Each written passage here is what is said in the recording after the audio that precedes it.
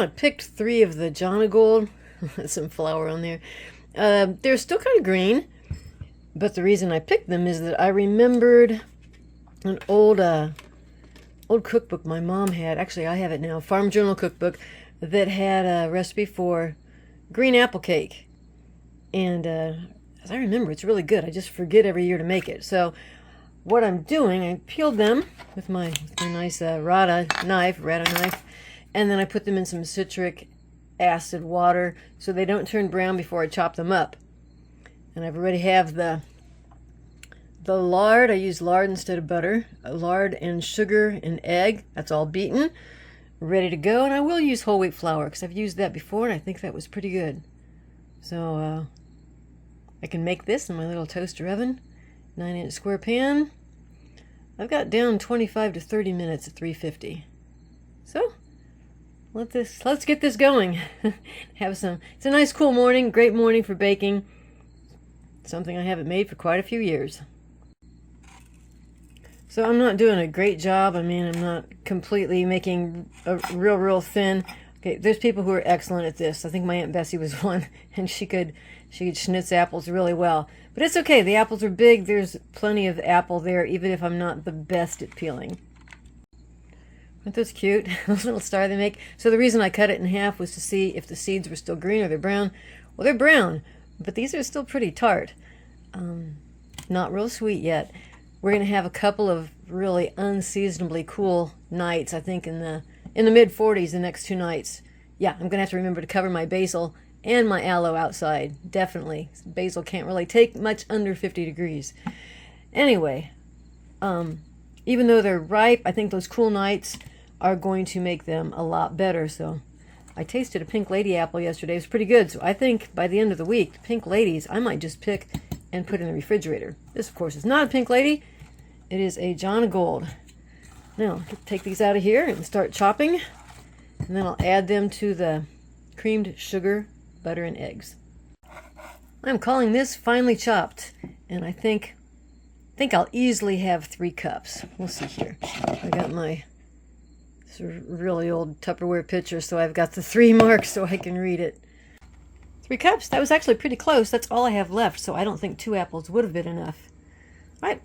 I should have got the flour ready. Let's see, a cup of flour, teaspoon of cinnamon, half teaspoon of nutmeg, teaspoon of soda. I keep my whole wheat flour that I grind in the freezer, so let me grab that. Oh dear, I had not thought this through. So maybe my citric acid powder thing was not such a good idea, because as soon as I added it to the cream, sugar, and eggs, it curdled. And we're still going to bake this, see if it turns out. If it doesn't turn out, you'll never see this video. And there are the dry ingredients. Just whisk them together before I add them. Let's see if it takes care of the curdling. I am not going to add chopped nuts this time because, well, nuts are expensive, and with that curdling going on, I don't know if this is going to turn out. I don't want to waste my good pecans. All right.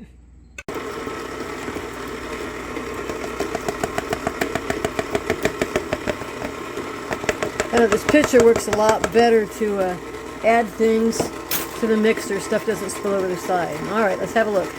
All right, I have buttered my circulon pan, and now we will add this batter. I'm not too optimistic here. It still looks a bit curdly. We'll see how it bakes.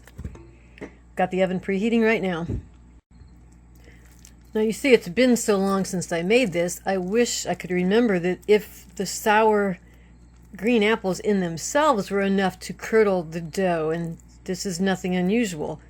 I don't know. It just really sort of shocked me when I added them and everything separated. All right, it's ready for the oven.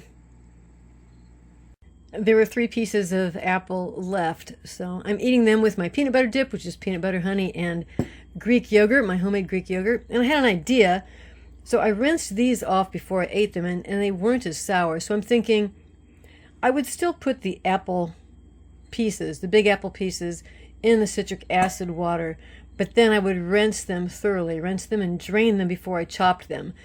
And then maybe it wouldn't curdle so much. Well, it's a good thing I checked it after just 25 minutes, because it is definitely done. Let's cut a little corner here, see what it looks like. course, it's piping hot. All right, really moist with all those apples in it. A little too hot to taste right now. I'll taste it in a bit, see what it's like. In the meantime, I think I'll just put a little bit of powdered sugar on top. Like that. Check back with you in a couple of minutes and see how the thing tastes. So yeah, really it's more of a muffin than it is an actual cake. Pretty rustic cake. Okay, I'm ready to give it a try. See what it tastes like. It would be better with hot like this, probably better with ice cream and or maybe some whipped cream. We'll just see what it tastes like.